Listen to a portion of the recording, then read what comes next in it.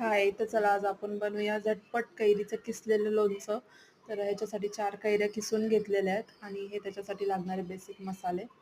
तर सगळ्यात आधी कढईत तेल टाकायचं, मोहरी, मेथ्या आणि हिंग टाकायचं. तर सगळं अगदीच एकदम सगळं नाही टाकायचं, थोडं-थोडं टाकायचं. आधी मोहरी तडतडू द्यायची, मग मेथ्या टाकायचा आणि मग हिंग टाकायचा आणि मग त्याच्यानंतर हळद आणि लाल मिरची पावडर टाकायची. आम्हाला थोडंसं जास्तीच तिखट लागतं, त्यामुळे मी थोडं जास्ती तिखट टाकलेलं आहे. ह्याच्यात 4 चमचे तिखट टाकलेले.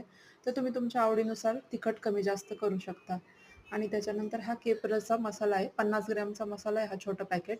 हे पूर्णपणे ह्या तेलात टाकून द्यायचं. गॅस बंद करायचा ह्या स्टेजला मसाला टाकायच्या आधी आणि मस्त छान ढवळून घ्यायचं त्याला.